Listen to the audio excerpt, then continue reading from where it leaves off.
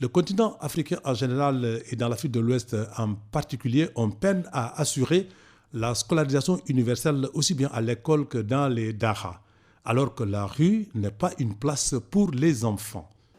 Dans le développement par le gouvernement d'actions durables, de retrait et de protection des enfants de la rue. À ce jour, je m'évertue en collaboration avec les ministères de première ligne, qui sont aussi concernés que moi à bâtir un consensus fort nous permettant d'entreprendre à titre ultime des actions durables et pérennes permettant de mettre fin définitivement au séjour prolongé d'enfants dans nos rues.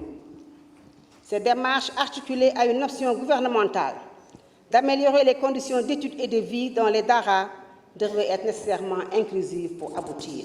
Dans l'espace UMOA, le taux des enfants dans la rue qui traversent quotidiennement les frontières à la recherche d'Eldorado dans un pays comme dans un autre est tout simplement alarmant. Et quelle solution? Ils sont appelés demain à diriger les pays, ils sont appelés demain à contribuer à la croissance de leur pays. Donc, il nous faut tous nous mobiliser pour que ces enfants de la rue, demain, soient des enfants formés, des enfants éduqués qui vont contribuer au développement de leur pays. Pour renverser cette tendance à travers un plan d'action communautaire, les collectivités optent à la territorialisation en ciblant 3000 collectivités territoriales pour 0 enfant dans la rue. Que faut-il faire pour atteindre cet objectif? Nous avons lancé ce forum au Sénégal, à Dakar plus particulièrement, pour sensibiliser les collectivités. Parce que c'est une question qu'on ne peut pas laisser seulement à l'État, mais il faudrait que les populations s'imprègnent de cela et que les populations prennent à bras le corps ce fléau. C'est pourquoi nous avons pensé que donc seuls les maires, les collectivités territoriales qui sont en contact direct avec les populations, donc sont en mesure d'enrayer ce fléau. Nous saluons la décision du chef de l'État depuis quelques années de faire des daras un maillon important de notre système éducatif, sans quoi ces enfants, même ayant maîtrisé le Coran, sortiraient sans perspective professionnelle, sans perspective d'emploi.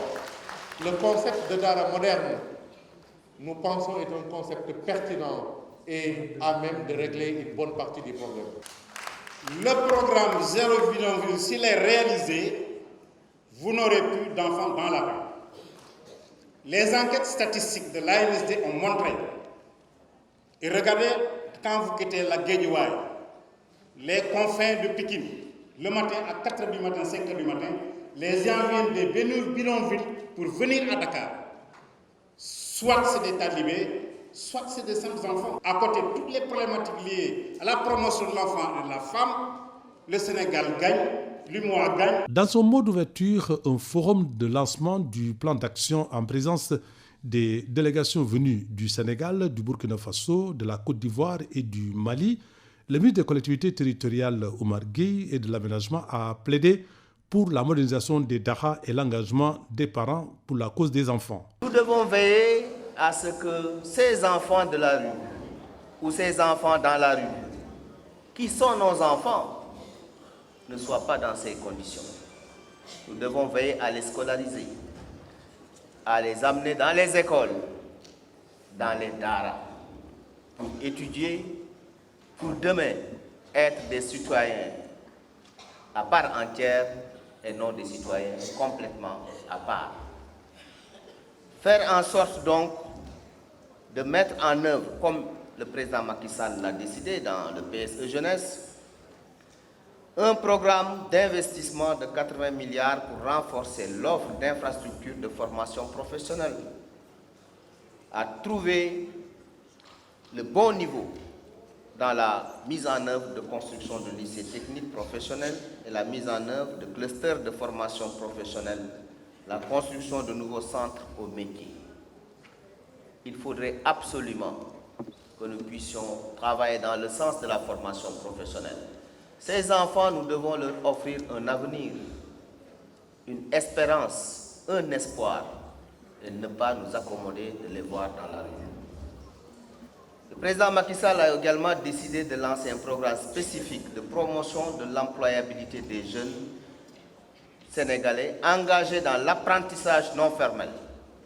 Les apprentis et un budget de 20 milliards est prévu à cet effet. À partir de 2020, ce programme va être décliné. Toujours dans le PSE Jeunesse, Horizon 2035, le président Macky Sall compte développer un programme national de réduction des inégalités d'accès à la santé et au sport en milieu scolaire d'un budget de 5 milliards par an à partir de 2020 en relation plutôt avec les collectivités territoriales. Vous l'aurez compris, chez le président Macky Sall, place au cœur de sa politique, et cela a été dit tout à l'heure, la femme et l'enfant.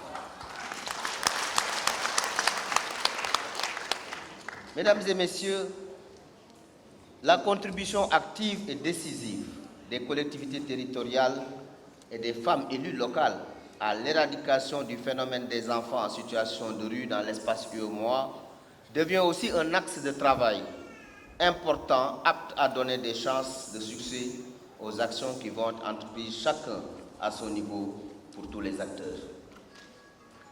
Ainsi, l'initiative 3000 collectivités territoriales de l'UEMOA sans enfants en situation de rue devrait permettre de gagner en efficacité et en efficience dans la lutte et de créer plus de cohérence pour plus de résultats probants et durables. La responsabilité des collectivités territoriales est entièrement engagée. Au Sénégal, l'État a transféré un certain nombre de compétences aux collectivités territoriales. Il y en a 9. Il y a les domaines, l'urbanisme et l'habitat, la planification, l'aménagement du territoire, la jeunesse et les sports, l'éducation, l'alphabétisation, la culture, l'environnement, la gestion des ressources naturelles, mais également la santé, la population et l'action sociale. Monsieur le président de l'AMS, Monsieur le président de l'Association des départements du Sénégal, à travers les compétences transférées, surtout en matière de santé, de population et d'action sociale, les collectivités territoriales peuvent beaucoup faire pour les enfants. De ce point de vue, j'engage, au nom du président Macky Sall, président de la République du Sénégal, l'ensemble des maires et présidents de conseil départemental pour une inscription budgétaire suffisante dans les actions liées à la santé, à la population, à l'action sociale et à la prise en charge des écoles et des daara. Les collectivités territoriales donnent beaucoup de subventions aux écoles, mais l'accent aussi doit être mis au niveau de nos daara. Dans les budgets 2020 qui sont en train d'être votés dans les collectivités territoriales, nous engageons les collectivités à inscrire suffisamment de ressources pour aider les daara modernes et les daara de manière générale, pour faire en sorte que dans ces espaces d'apprentissage, de connaissances, au même titre que les écoles, qu'on puisse donc les soutenir pour que de ces daara modernes puissent sortir demain de hauts cadres qui auront appris leur religion, mais qui seront aussi des cadres avec des formations suffisantes pour être insérés dans la société. Mesdames et messieurs, la dimension internationale ne doit pas être négligée dans ce combat, car il y a un réel flux transfrontalier de l'exploitation des enfants et qui deviennent donc des enfants dans la rue. Par ailleurs, plus particulièrement dans notre espace UEMOA ou notre espace soudano-sahélien, le contexte de terrorisme et d'insécurité favorise et amplifie le phénomène des enfants en situation de rue. Nous devons être très très vigilants aux côtés de nos gouvernements pour être conscients de la géopolitique actuelle et de la nécessité que nous tous nous soyons ensemble pour vérifier et regarder de près ces phénomènes. Pour toutes ces raisons, nous, États, sommes à votre écoute pour qu'ensemble, vous et nous et les autres acteurs, nous puissions affronter le phénomène dans tous ses aspects et engager les actions les plus appropriées, les plus pertinentes et les plus efficaces. Je ne saurais terminer sans féliciter Madame Aïda Sow Diawara, présidente du REFELA, pour cette initiative heureuse, importante, et magnifier la belle organisation de cette journée. Je voudrais également témoigner ici de l'engagement de Mme Salimata Diop Dieng, ministre de la Femme, pour ce qu'elle est en train de faire comme travail sur instruction de son Excellence le président Macky Sall. Mme Sali Diop Dieng est une femme très engagée, qui se bat tous les jours pour l'émancipation de la femme et pour la protection de l'enfant. Mais auparavant, le palais de congrès de King Fahd Palace a été réchauffé par le talentueux chanteur Pape Diouf qui a véhiculé des messages très importants.